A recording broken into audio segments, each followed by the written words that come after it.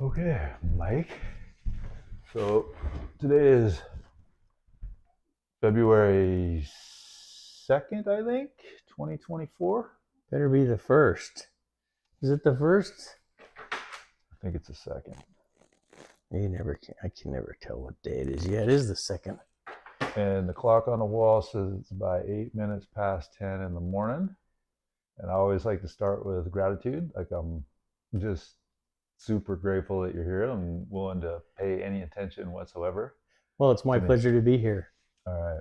Well, so what I was hoping to do uh, is just take a few moments and just kind of introduce ourselves a little bit. So you and I know we're here in Forster Woods in the Upper Snoqualmie Valley, and uh, we just, by some grace, happen to be neighbors, and we have encountered each other a few times over the years, just walking around the neighborhood here, Yep. and the conversations have been really fascinating to me.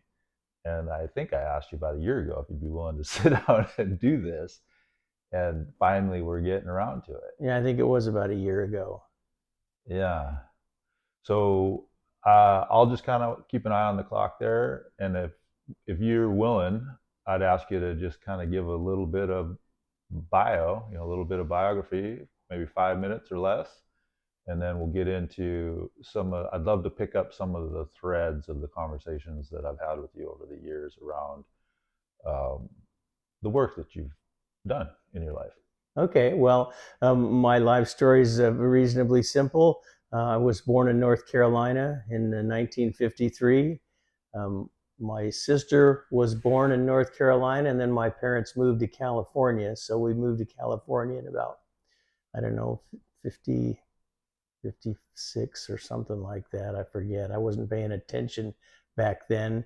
We lived in California for a couple of years, and then my father was transferred to Salt Lake City, Utah, where my Mm. brother and sister were born. So there were four kids in the family and two parents. I grew up in Salt Lake City, Utah. Um, I taught skiing professionally for 15 years in Utah. Went to high school there, went to college there, graduated in 1977 with a Bachelor of Science degree in physics and a minor in math. You know, got married and then moved to California in 1980. Got divorced and joined the oil field in 1981. Okay.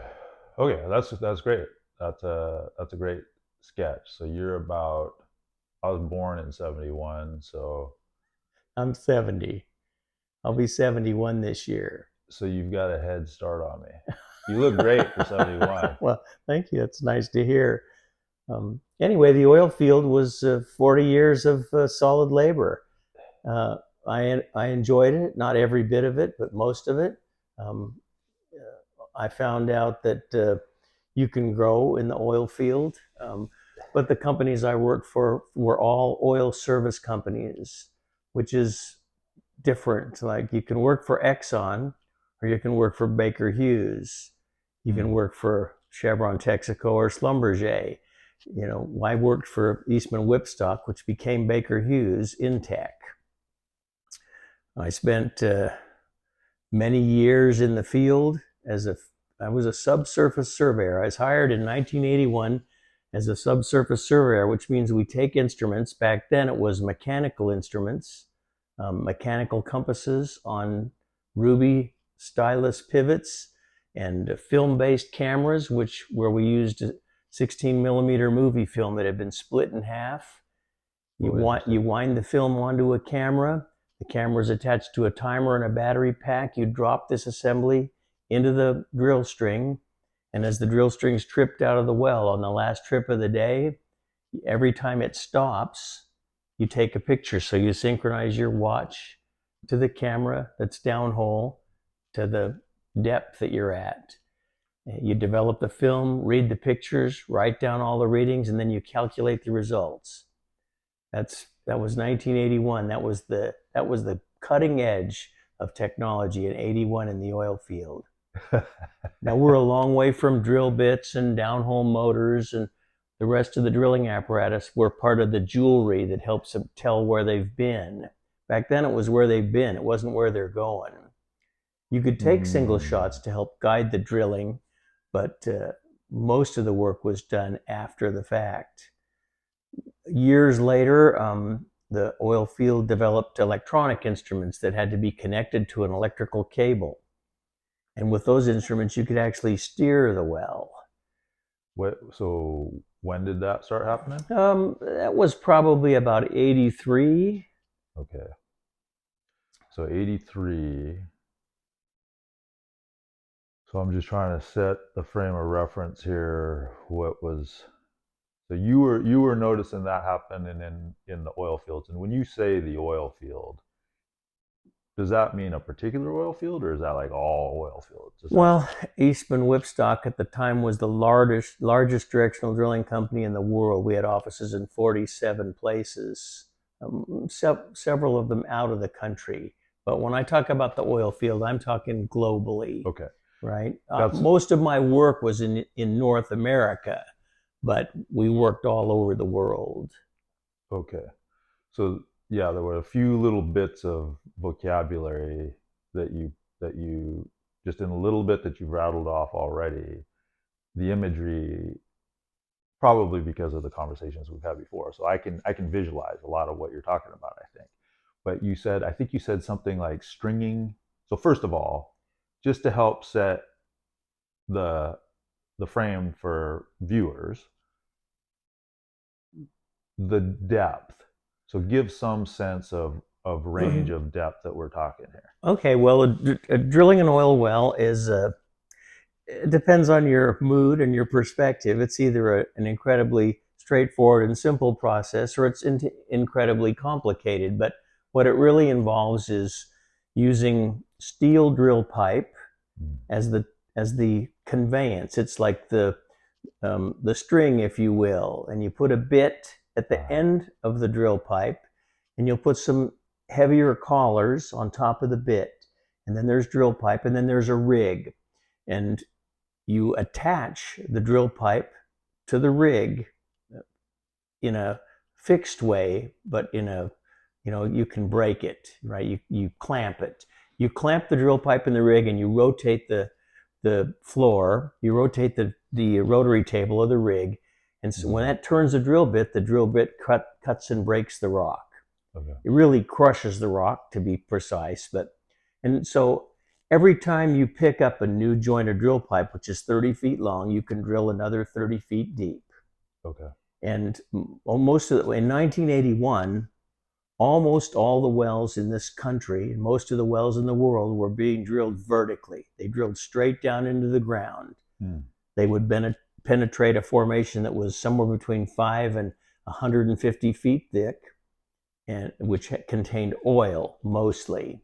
Those formations are, it's not like you drilling into a pool of oil, like people have represented it 100,000 times incorrectly. You drill into rock, and then that rock, the oil can be produced out of the rock. It seeps out of the rock. Yeah. Now, in Egypt and Saudi Arabia, those formations are under a great deal of earth pressure. There's enough pressure that they produce oil very rapidly. So if you drill into them, you end up with blowouts. Okay. They're overpressured. The U.S. doesn't have very many overpressured formations. So the 30, you said several things there that I can relate to other domains. So we were talking a little bit before we started recording, and I was saying how I used to teach people to scuba dive. So I remember from scuba diving that I think one atmosphere. So right now we're under 1 atmosphere approximately, right, worth of pressure sitting here on the surface of the earth at about sea level. And I think, if I remember correctly, that's about 14.5 inches of mercury, or 14.2 inches of mercury worth of pressure. So one atmosphere is equal to like the first 33 feet of seawater, I think. So if you go 33 feet deep in water, in seawater, right, you're now under 2 atmospheres worth of pressure. So when you start going underneath dirt and rock, the pressure is something more intense than seawater. I wonder if that's true. And then the other thing that I wanted to get to is the approximate. So when what's the average depth, or is there such a thing as it? What's the range that the oil field is operating at, like in feet or meters or however you talk about it? Well, prior to the 80s, the wells were shallower, and the big blowouts that you see historically occurred when people drilled into overpressured formations, like in the Permian Basin. How easy Right? is that to predict, by the way, to It's know that it's it's almost overpressure? impossible to predict. You can Mm, you can model it. You can say that our target reservoir is at 8,000 feet, okay. right? Which in West Texas, between 6 and 20,000 feet is the range where you'll see formations, but they're not homogeneous and they're not flat. The layers aren't flat. It's not like a cake. The layers are all bent because of plate tectonics. Yeah. You get great, huge disruptions in the layering. There are faults where the layers have broken and slipped. So pressure? What do you need to think about? Water, calling water is easy. It's homogeneous pressure. I'm assuming that that's not the That's case. not the case Okay, with so help me. drilling through the earth. Yeah. So can you kind of help me understand the principles of how to think about pressure in the Earth's crust?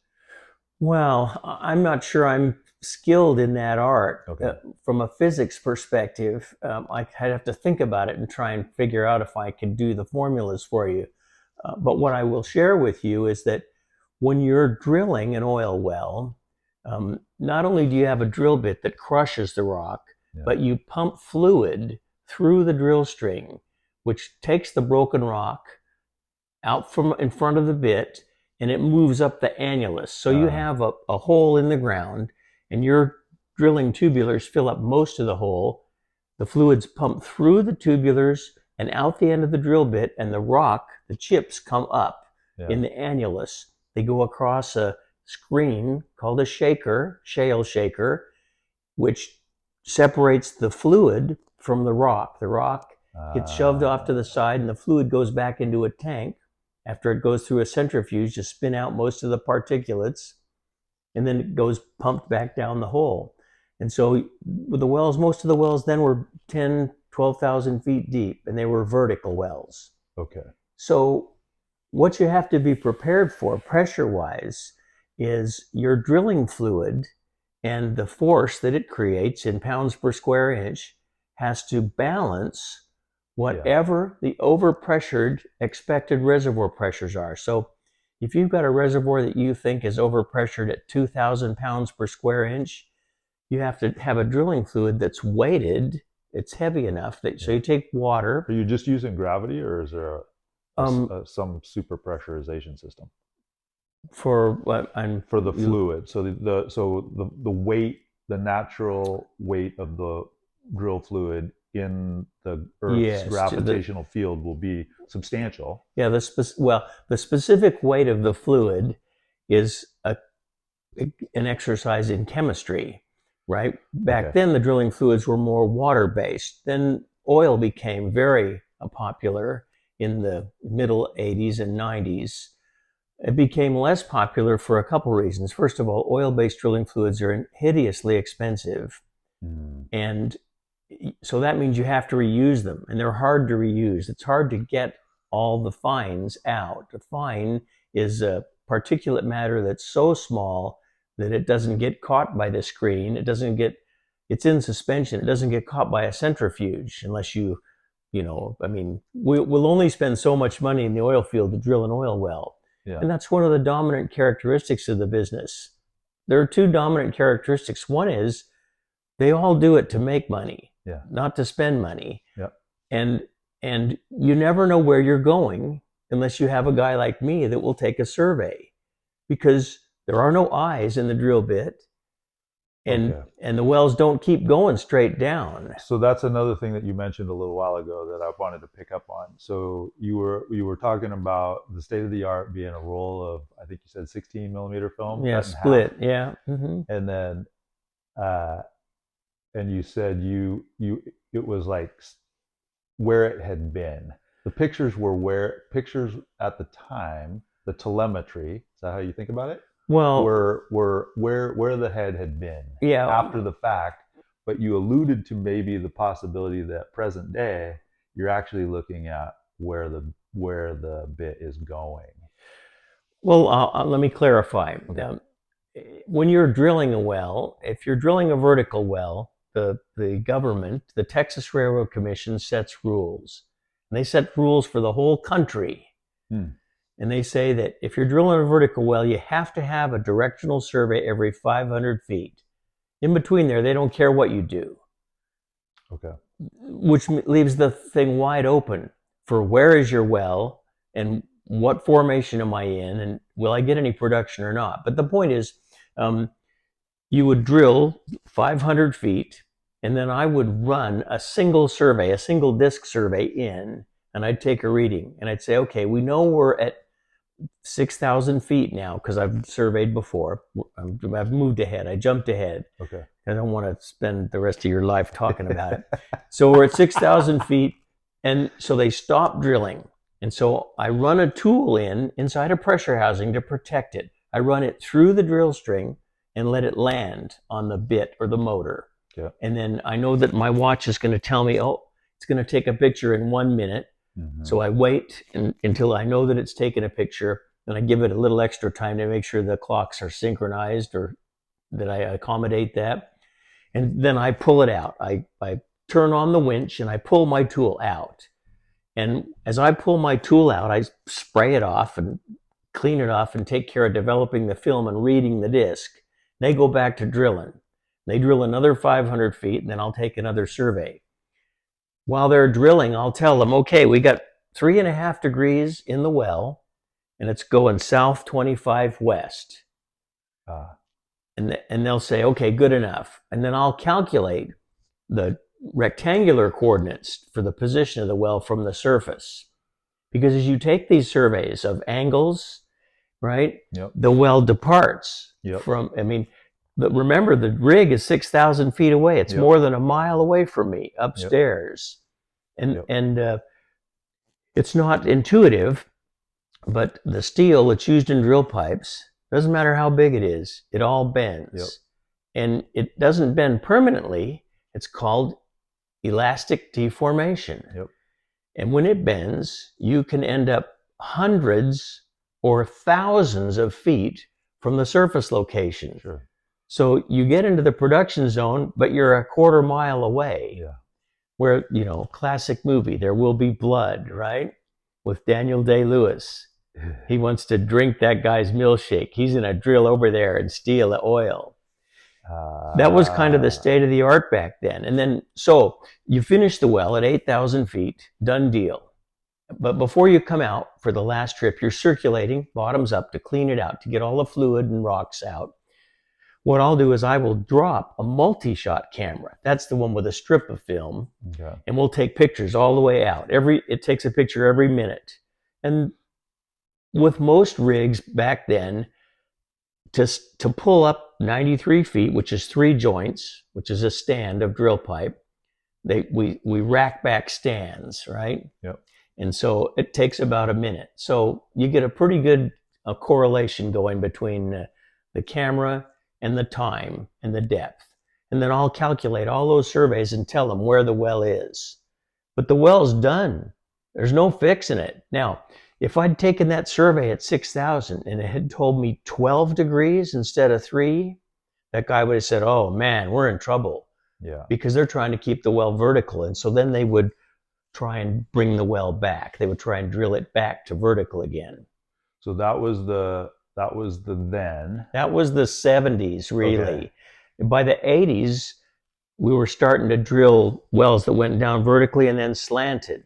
So the surveying became more important. And then not long after that, it was S-shaped wells. So you drill down. What exactly does the film, so in that time frame, what is the film actually, what's it revealing? Well, it's taking a picture of a compass, a miniature downhole compass, and an angle unit, either a plumb bob, which is just what the word sounds like, or a drift arc, right? A drift arc is a circular, a cylindrical mechanism that surrounds the compass card. So you got a compass card that's essentially horizontal, and this circular device that's around it, and it will tilt, Okay. and the compass card's level. Yep. And so you see these, they're called lubber lines, but you Yep. see lines that mark off in usually single degrees or tens of degrees, depends on how accurate it is. Okay. So the photos are of. You're taking pictures of a mechanism that's downhole. Okay. So now can we jump ahead to present day or Well, more, or is there another piece in between you want to talk about? well, there's lots of pieces, but we'll drown in it. So if we move forward to the early 90s, Yep. we only just jump ahead a decade. All of the major service companies at that time were using what's called measurement while drilling, or MWD systems. So the technology, we kept taking technology from the aerospace industry and then repackaging it in a miniature form and ruggedizing it, because God bless your father as an airline pilot, but the conditions under which his instrument had to survive were very much like the conditions under which a human would survive. 80 degrees Fahrenheit is the temperature, and maybe take it to 120, but no more than that. And shocks in the 1G range. If you're in a jet fighter, maybe it's 6Gs. Yeah, if you're in a commercial aircraft, I hope it doesn't go above one. Maybe that's one right. and a quarter.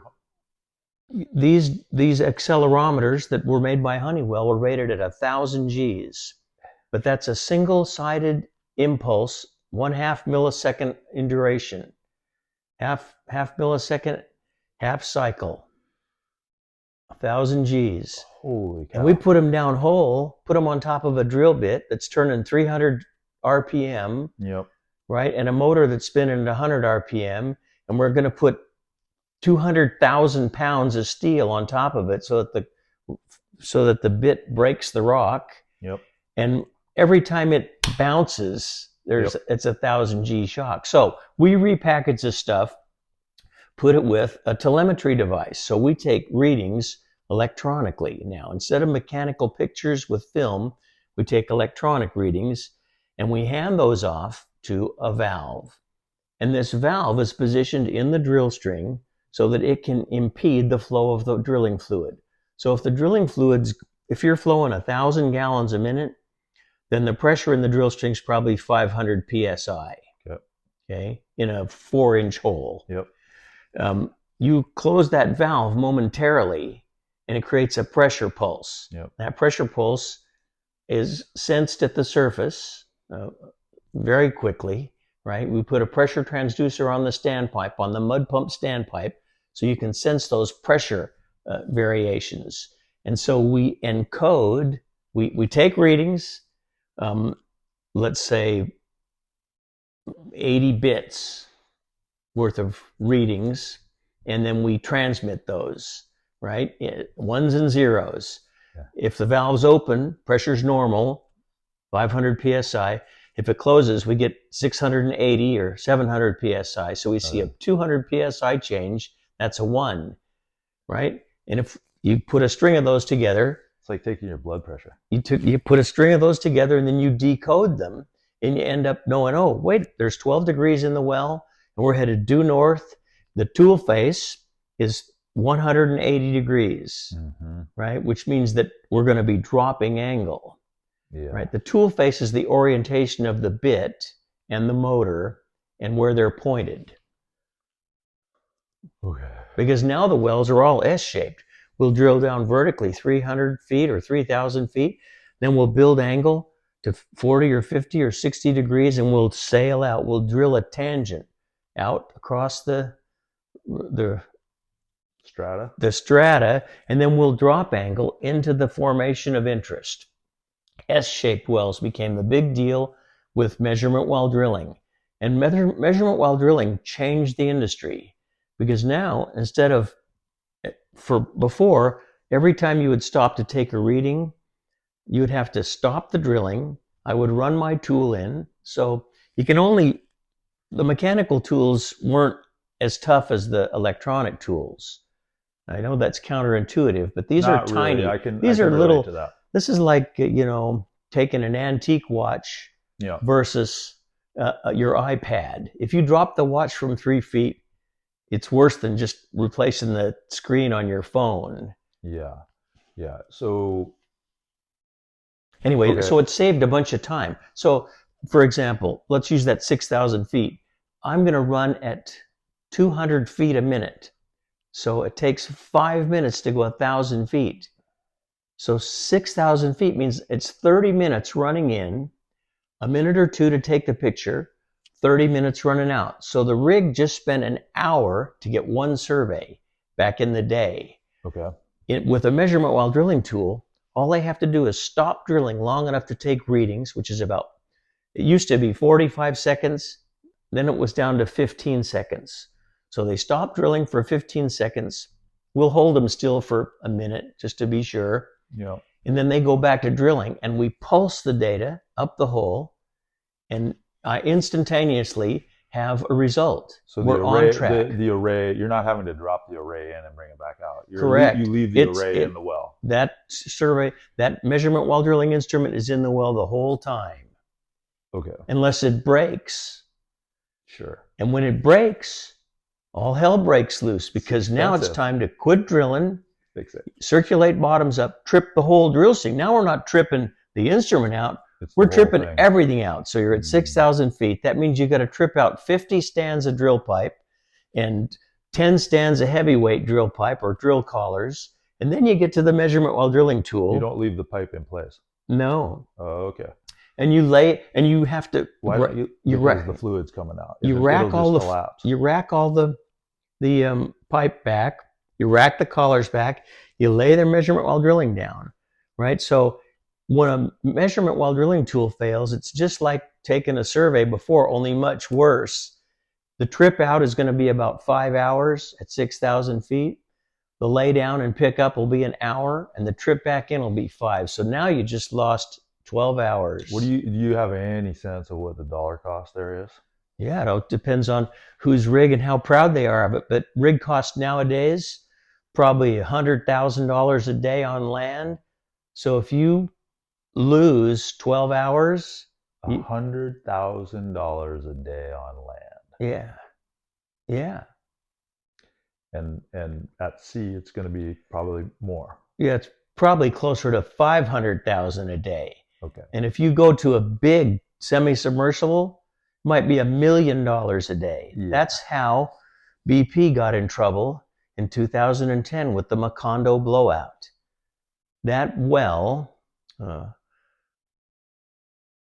what the heck? That well was 52 days behind schedule. Yeah. When it blew out. $50 million over budget. Yeah. Right? Yeah. It was a tragedy, and a tragic loss of life that should never have happened. I don't know if you've seen the Deep Horizon movie. It's a pretty good movie as oil field blowout movies go.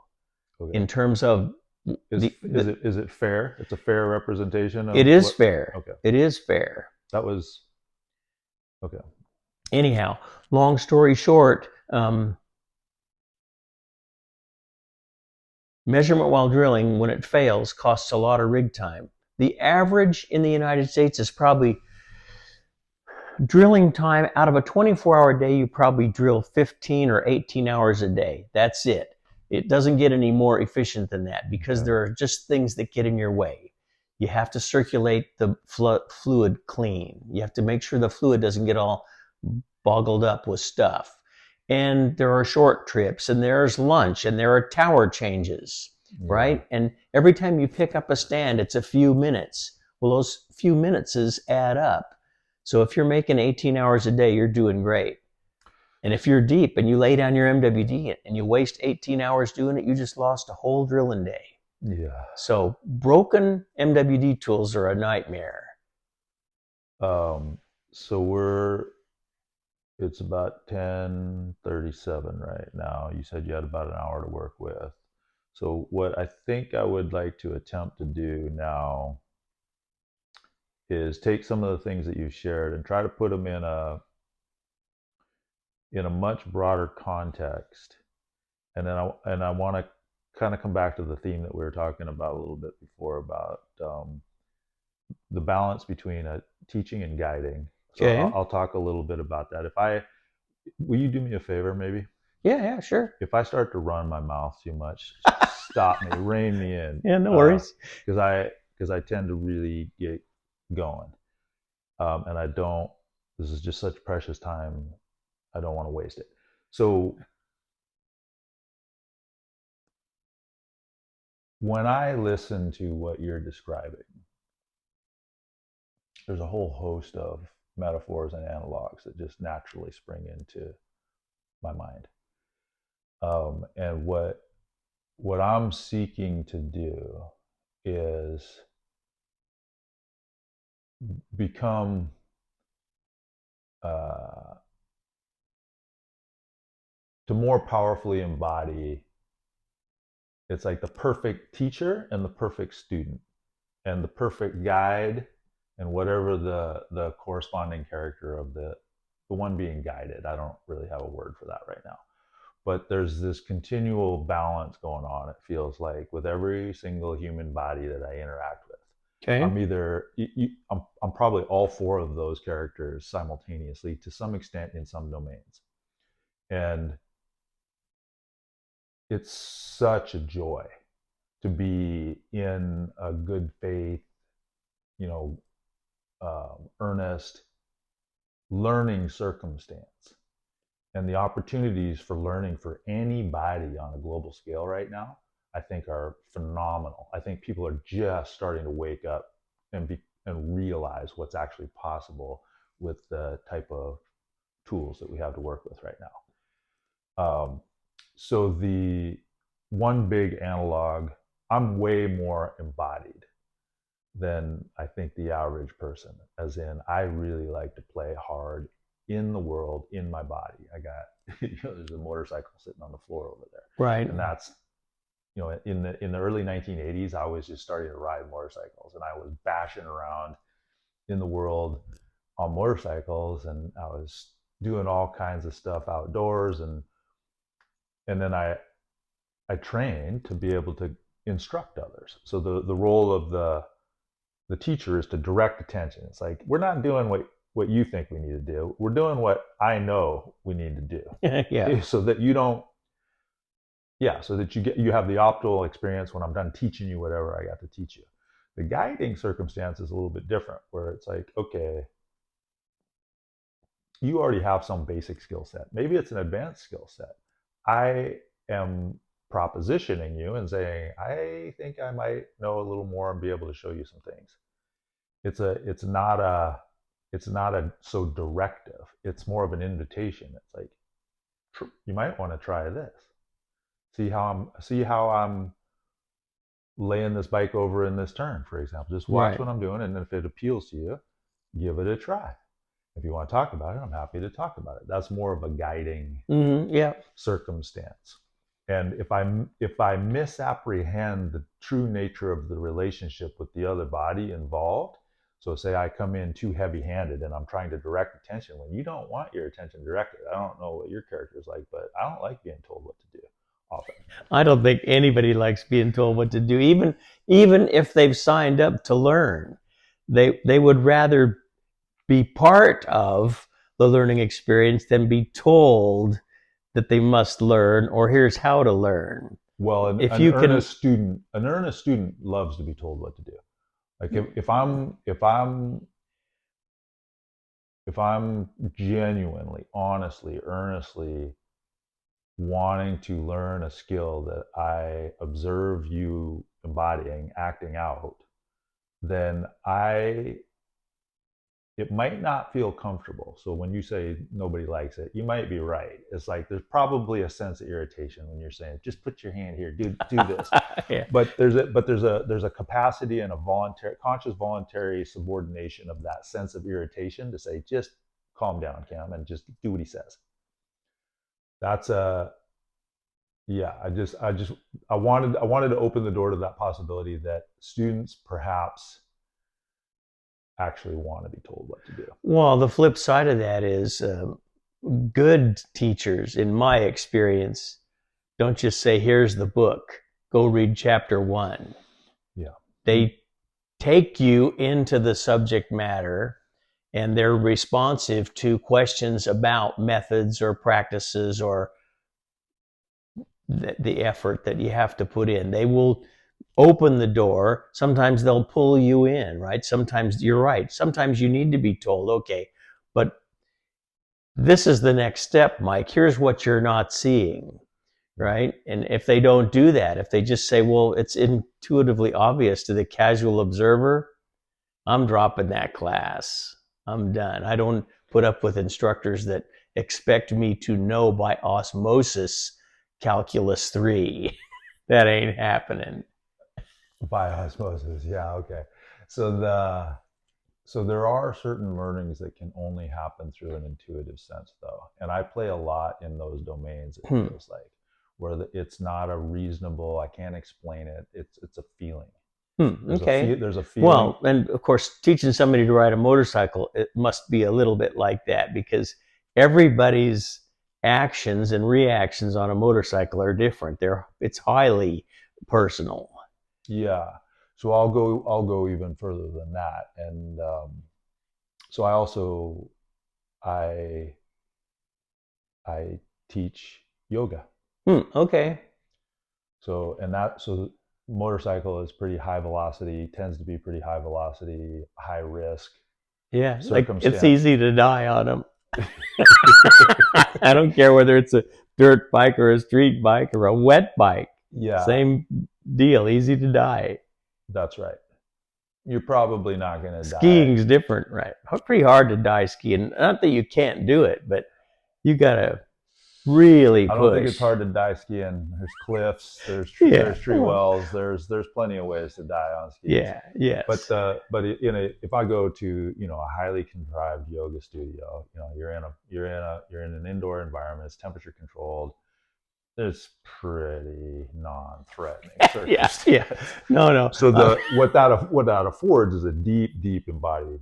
Yeah, I would sense. suggest that the risk profile in yoga is pretty low. Yeah. I mean, I guess you could relax yourself into a coma and never come back. But so I'm pretty sure that's happened. That is possible. You can get pretty relaxed, and you can relax the sense of attention on this corporal identity. I've walked up to that more than once. I'm sure. So, what am I trying to do here? So what I would like to do, one of the metaphors, as you were speaking, and you're talking about the pressures involved, and it's fluid. You have both the rock. You drew the contrast between what it was that my dad was doing in his professional environment, where he's operating in the Earth's atmosphere. Correct. Pretty high up in Earth's atmosphere. So literally rarefied air, and your professional experience is in like the opposite part of the domain. Like you're below the surface of the Earth. You're in the Earth's crust. You're operating at enormous pressures, enormous forces at play. As a matter of course, those forces are available if you fall out of the sky. You do so. Actually, they're not. You're probably never going to reach 1,000 Gs, even if you fell out of the sky. But you're doing it. Well, you would when you hit. If you fell out of the sky and hit the ground, you'd exceed 1,000 Gs probably. I wonder, because you reach terminal velocity at about 130 miles an hour, I think. Yeah, trust me. So that you think the body would feel 1,000 Gs. Well, the laws of physics won't be denied, right? And now and people often are confused by hitting the ocean as opposed to hitting the ground. They're very, very similar, right? So if your plane hits the ocean at a steep angle, it's just like going into the ground. Yeah. You're not going to survive, and you'll see 1,000 Gs. It won't last for long. The impulse will be very short duration, but it'll be there. It'll be more than 1,000. Okay. Right. And And one of the unique distinctions, and I make sure I want to clarify this, is that as the wells got deeper than 5,000 or 6,000 feet, or at any depth, there are always a series of casings that are installed. So a casing program is where you drill the first 200 feet. Let's say you drill a 36-inch hole, 200 feet deep, and then you'll put in 30-inch casing in that 36-inch hole, steel casing, and you'll cement it in place. And then you'll drill out a 24-inch or a 27-inch hole, and you'll drill that down 3 or 4 or 5,000 feet. And then you'll set 20-inch casing or 16-inch casing. And then you'll drill out again. So there's always we try to build protective barriers against, well, first of all, you want to case off the aquifer so that there's no water coming into your well that you don't want. You don't want water in your well, and you don't contaminate the water. Yeah. So you put in a steel pipe and you cement it inside and out, and you make sure that it's cemented all the way to the surface. So you got a 36-inch hole with a 30-inch pipe. You fill that annular space 3 inches aside from the bottom of the well all the way to the surface with cement and let it cure. And that's what they didn't do on the Macondo. They tried, but they didn't do a good job. I vaguely remember that part of the story. Of course, they were deeper, right? They were at 18,000 feet in the Yeah. Gulf of Mexico on a high pressure, high temperature well. So, right, when you make the pressure higher and the temperature higher, you get in trouble in a hurry. Yeah. So there's. Okay, Anyway, back to your metaphor, though. I just wanted to make sure I made that distinction so you understood that it wasn't. We don't just drill 20,000-foot wells without any protection. Yeah. So I think what I want to do here, or try to do, is the metaphor that's just really wanting to come through, I think, is that of the cardiovascular system of the human body. Okay. So that's a hydraulic part of it's hydraulic. Yeah, yeah. And you're talking about extreme circumstances of hydraulics. And I want to somehow well, I can relate this to my father's personal experience as well. So he's been through heart surgery twice in his life. So to me, so he's still alive. He's still alive. And he survived the heart surgery. That's good. Yeah, yeah. Thank you very much, medical professionals, for doing that careful work. But I don't think anybody intends to have a heart attack. Nobody intends to mess that plumbing up. And yet we live in a day and an age where it seems like there's a lot of that going on. And I can relate to it. And there's it's 2 degrees of separation for me. You know, it's not my body's experience, my dad's body's experience. So that's what I mean by 2 degrees of separation. So there's that. So there's a care, there's a sense, there's a care for that system that is present in every single human body. And the training of attention, to me, that's what yoga is fundamentally. I was taught by a teacher that you can take the practice of yoga and you can reduce it to intention and attention. Okay. So never mind the intention for now. The training of attention, that's what's being trained in all forms of yoga, as far as I can tell. That's what I'm interested in training, and training that attention such that it becomes able to detect phenomena at increasingly subtle levels of reality, both within the body and external to the body. So the training of that cardiovascular system, the training of attention on the function of that cardiovascular system, it occurs to me that there's an analog in the sensitivity necessary to the proper care of that system, and the telemetry that you're describing coming off of a drill head, the array associated with it. Measurement well drilling tools. Yeah. Yep. So those those seem analogous to one another to some extent to me. And then the other thing that you mentioned is you used the word tragedy in relation to that episode, Maconda. Well, yeah, it was the Transocean Deepwater Horizon Yeah, was subcontracted to BP, and they were drilling the Macondo 3, Macondo. I think, well. Okay, so that so the tragedy, same way how I did a binary thing there, and I said you can reduce to intention and attention. You can also, if you look at all stories, you can categorize them, I think, meaningfully as either a comedy or as a tragedy.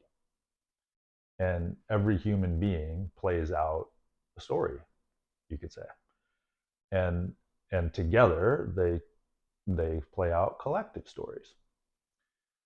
Um, so those, I much prefer comedy to tragedy, and I suppose the same way that seems to be the proper intention, is to play out a comedy rather than a tragedy. So when tragedies occur, noticing, attending to what it was that gave rise to the possibility of that in the first place is well, I guess I'm extremely interested in it. So with my dad, it's like I don't think he intended to have to go through heart surgery a couple times. I don't think that anybody in that British Petroleum Organization intended to. They did not intend for there to be a blowout. And yet here we are. Yeah. There's these circumstances, these tragic circumstances. Yeah, well, so what? Not to mix metaphors, but it was a comedy of errors, right? And there was incredible human pressure, in addition to the fact that it's a high pressure, high temperature well, which, a high pressure, high temperature well is a situation where you've already designated the depth and the area and the geological conditions. So it's going to be hard to do. Yeah. Well, if you decide that you're going to undertake that operation, you should not do it with old equipment if you can avoid it. Yeah. If you can possibly afford it, you should have the very best equipment that's available, not equipment that was 15 years old when it was deployed on the job. Was it maintained? Absolutely. No question about it. Could have been maintained better? Oh, absolutely. No question about it. But then when you combine poor decision making because you're under pressure to finish, right? So the pressure, this is where it starts to get complicated, because the pressure that you're talking about has to do with I'm talking about financial and administrative or political pressure, if you will. Political is probably not the right word, but that's what it is. Big super major oil companies are highly political, not in the governmental sense, but they're very bureaucratic organizations, or they can be.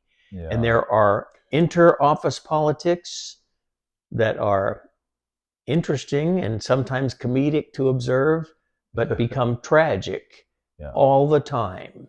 Tragic at the single person level.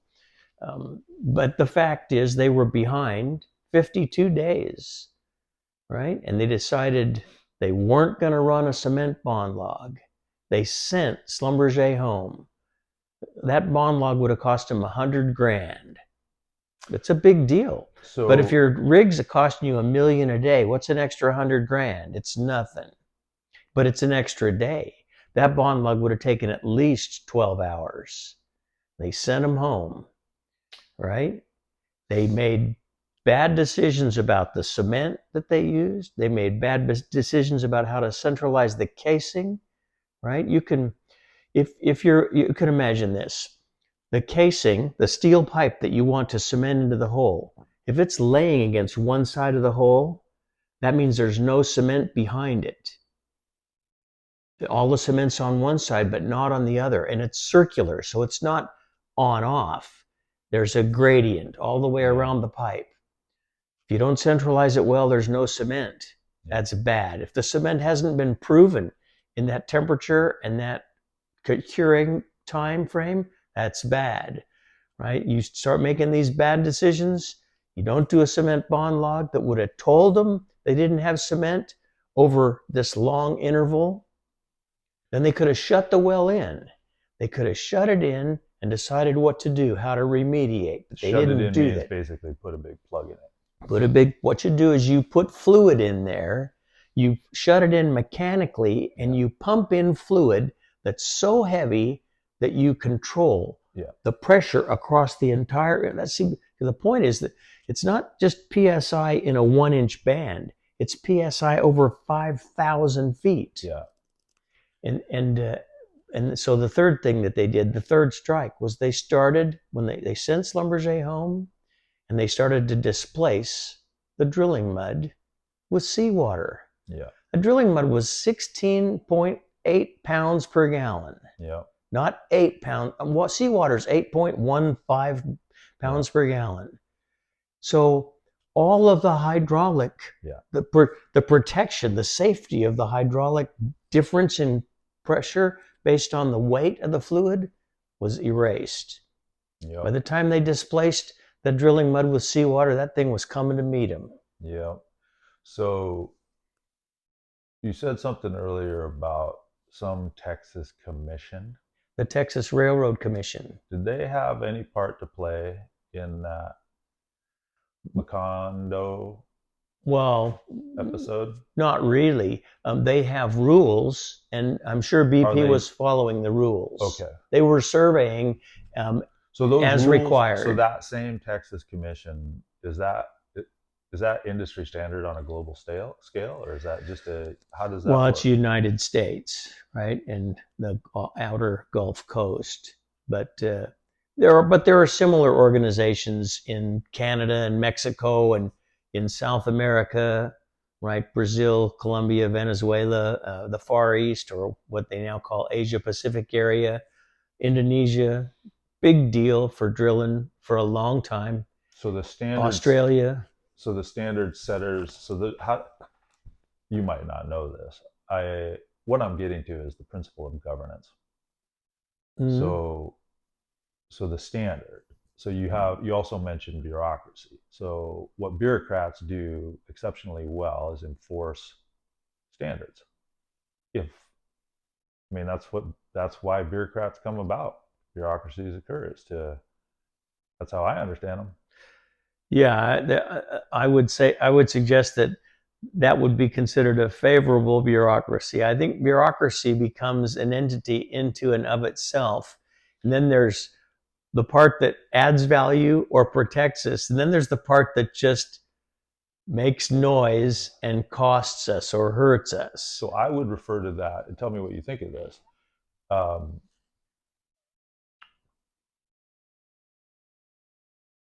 I would refer to that phenomena of a bureaucracy. What did you say? Becoming unto itself, something unto itself. Oh yeah, well it becomes an autonomous piece of the organization, right? Autonomous. And they answer only to themselves most of the time. So I would refer to that as a failure of governance. No, I would agree with that. Okay. So the principle, so what I'm really interested in getting at then, and I do want to be respectful of the time here. So it's 11 o'clock right now. Yeah, we got a little time. It's no problem. The principles of governance with respect to global scale, do you refer to that as heavy industry? Would you consider, how do you think about? Well, the oil field, of course, has continually evolved, and there are many organizations that provide structure and regulation.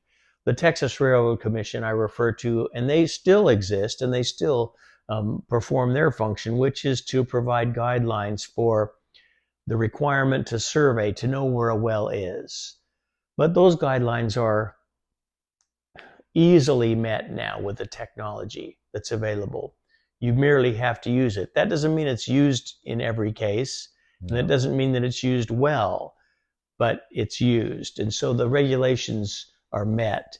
The API is an institute that provides regulation for construction What is and that? Do you know mechanisms. what that stands for? The American Petroleum Institute. Okay. And the fact is that what happened in the United States, there will be many people who would disagree with me, but that became the format for all the drilling globally. Every area has now put their own stamp on it. The Canadian Petroleum Association thinks they invented everything, and the Russians think they invented it. And the Russians actually were pretty neck and neck with us for a long time, but they were very destructive. There's a lot of money to be made making movies about how bad the oil field is and all the evil that we've supposedly done. Yeah. But we don't hold a candle to the Russians or the people in South America. There is no comparison, right? I don't know. This industry is the most self-regulated industry ever that's been successful.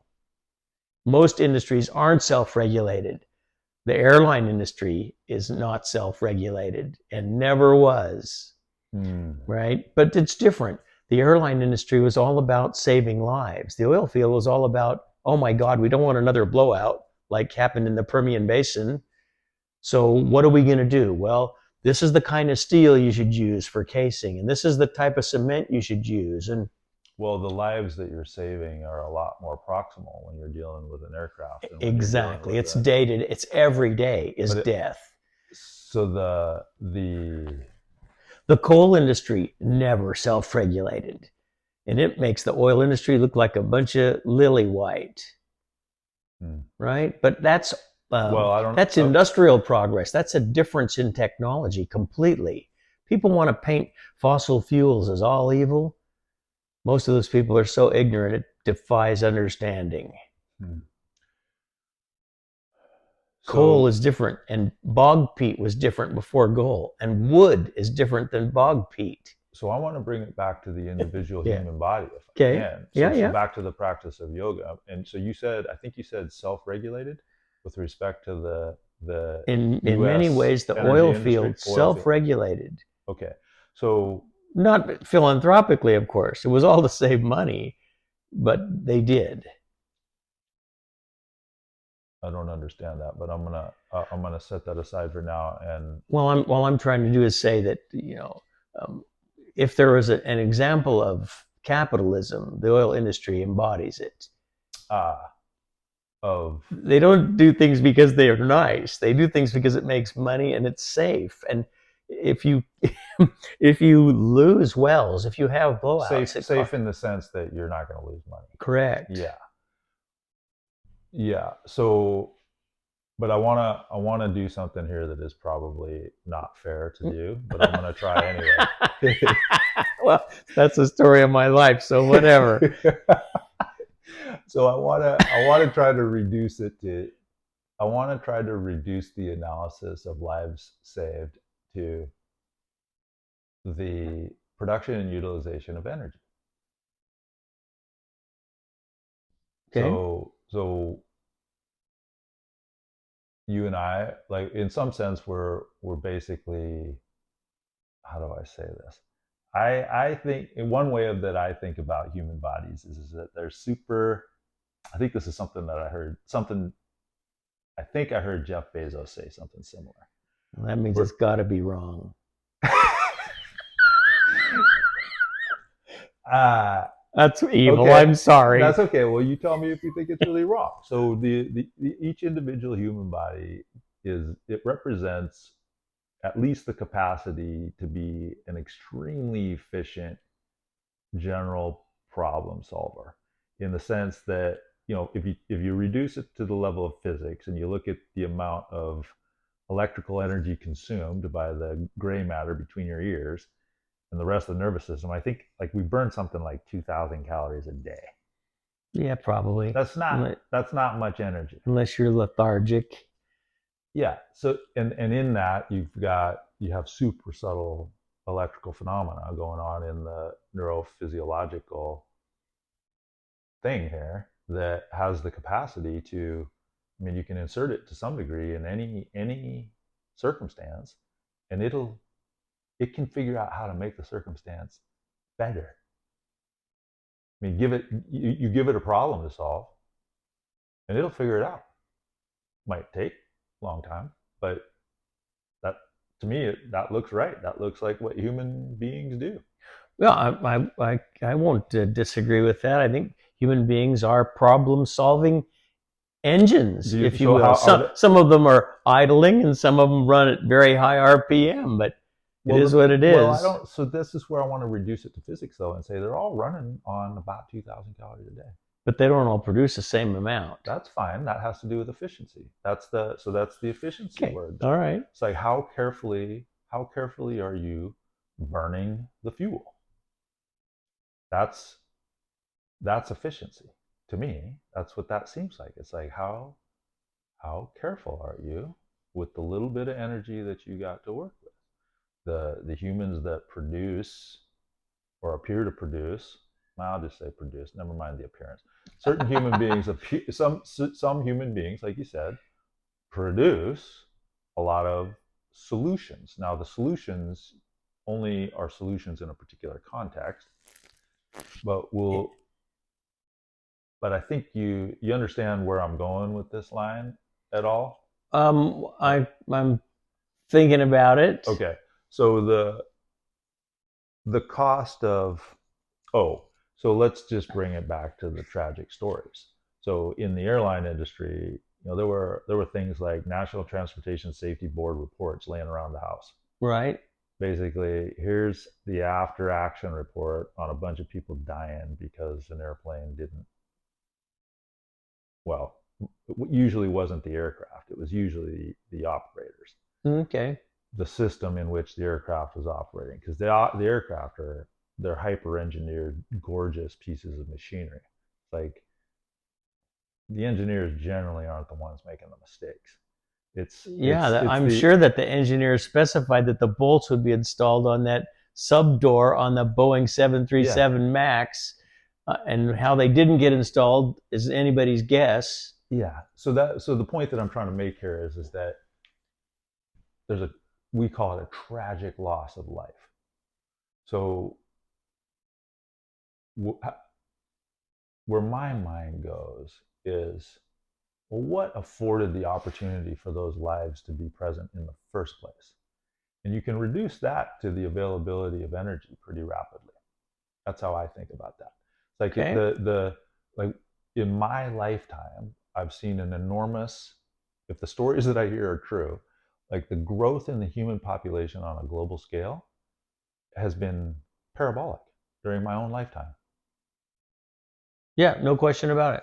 So, But people are growing long. They're growing longer, and there are more of them faster than they're dying and I think by that has far. to do with less costly. That has to do with less costly energy. Absolutely. You won't get an argument from me. Okay, so you've got the life lost after the life is, like, we call it life once it comes out of the womb and it's, becomes viable by Yeah, in and that's of an itself. interesting statement to get you in a lot of trouble with. Okay, you can draw the, I Yeah, don't yeah, put the error bars where you like. yeah, yeah. But no, I agree. If you walk back up that, so if you keep going further back up back towards the point of conception, that it gets easier and easier to see that when you shut a oil well down for a day, you're reducing the availability of that energy. That's right. You're not, which means that the lives that could have been aren't going to be that day. I completely agree with the concept. I'm not sure how you put a number to it, right? To quantify it, Well, I'm right? suggesting that we do it on a caloric basis. Yeah. Well, then you need to get on the championship stage and start talking about nuclear energy, because we're wasting time, Uh, right? These crazy people are going to take out the Snake River dams, and I'm all for saving the salmon, but I'm also all for having the lights on and being able to afford it. I see. I know almost nothing about nuclear energy, and I know almost nothing about the Snake River Dam Well, the situation. Columbia River's dam, the Snake River's dam, they're all, any place where you could put a dam, there's a dam. Most of them generate hydroelectric power, and this Washington, Oregon area is huge with it. And PSC wants to put up solar panels. They're living in a dream world. There aren't any physicists at PSC, I can guarantee you that. Not any good ones, because they'd know better. And the wind is worse than the solar. Okay. Well, I wonder. And they want people to electrify instead of using natural gas. So what were you saying about nuclear power then? Well, the energy density of nuclear, even the worst that we use, is many times greater than the energy density of natural gas, which is many times, again, greater than solar or wind. Okay. Right? It's exactly what you're talking about, the caloric balance, right? 2,000 calories a day, the growth in population, which is absolutely tied to energy. Available, affordable energy, if you're going to call the population growth a problem, has created the problem. It has facilitated life surviving globally. Human life specifically. Human life specifically. Yeah. I'm not saying I don't worry about tree frogs and aardvarks and all sort of whale shit. I know you taking. I see you taking all kinds of pictures. But at the end of the day, the availability of energy that's relatively clean and affordable is changing the world. And make no mistake, the 334 million people in the United States might think that they're in charge of the whole world, but we're not. Okay? And we can't sit back. We've been trying for 3 years to sit back and say, nobody else gets to do what we did. Because everybody else wants to. Yeah. The guy that's always spent his life walking, he wants a bicycle or a car, his first one, and he doesn't want a Tesla. Yeah. And I want to teach people to ride motorcycles. Anyhow, I completely agree with your thesis so far. Okay. But and the fact is, nuclear energy shouldn't be done the way it was done 60 years ago. Clearly. That simply doesn't make sense. Yeah. The basis for the thorium reactors, small modular reactors that everybody's kind of interested in now, it existed exactly at the same time as the reactors that were built at Hanford, right? In Washington. I know, I've surveyed there years ago. Oh, interesting. But at the end of the day, the reactors that we built in this country were built specifically to create fissionable material for bombs, in case we had to do that. Yeah. They weren't built to be clean, cheap, reusable, consumable power. It's a bad idea. Now, we kind of won the Cold War. I don't know if we're going to win the new one. I don't know what's going on. Who knows? I don't know what's going on with Iran, but if you want to eliminate carbon pollution, which is a total misnomer as well, you know, every plant that you walk by, he wants that carbon. Yeah, I know. Yeah, I've done enough gardening to understand the basic chemistry there. The Earth's greening. You know why? Because there's a little bit more carbon dioxide in the air. Yeah. So that opens the door to another thing. We better, so on the caloric balance, I'm starting to get hungry.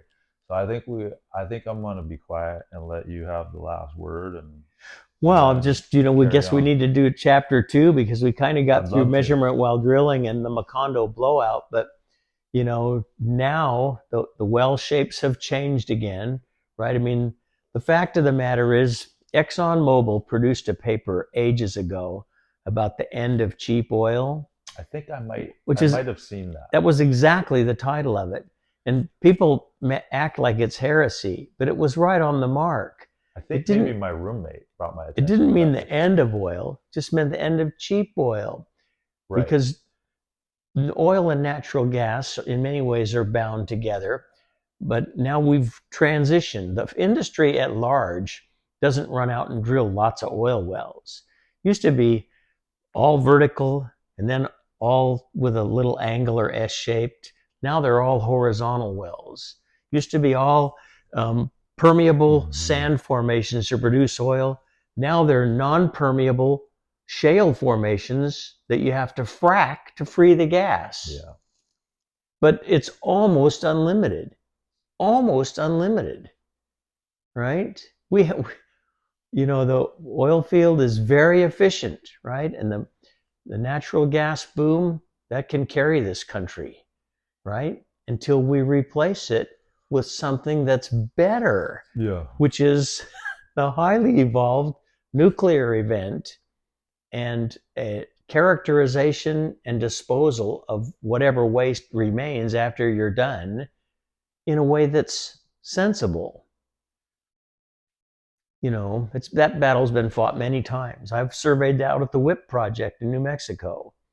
You know, 500-foot thick basalt formation there's never been a crack in it yet, but it was going to become the repository for nuclear waste. But the people in New Mexico said no, which is fine. I get that. Not in my backyard. The problem is if the whole country is going to use the calories that come out of the generator, then there has to be a way to equitably, manage the cleanup, and that everybody needs to pay for that a little bit. And if you do that, then it's affordable and manageable. Yep. And then if you do it right, you don't need the dams on the rivers, so the salmon can go anywhere the salmon want to go. Yeah, that would be lovely. The salmon are never going to go over Snoqualmie Falls, though, brother, because it's been there since it was there. Yeah. The day that baby popped up out of the ground, right, as a geological event, the salmon quit going upstream. There ain't no upper Snoqualmie salmon. There might be upper Snoqualmie Valley elk, but there's no upper Snoqualmie Valley salmon. Yeah. Yeah. I think that's a beautiful place to close it off, and I would love to do a second episode if you want. We'll have to, because I didn't even talked about my innovation. Oh, that's right. Well, so actually, do you want to tee that up now, or do you want to bring it back next time? No, I'll bring it back up next time. Okay. All right, Mike. You'll want to revisit part of this anyway. Yeah. Thank you so much. Yeah, my pleasure. Anytime.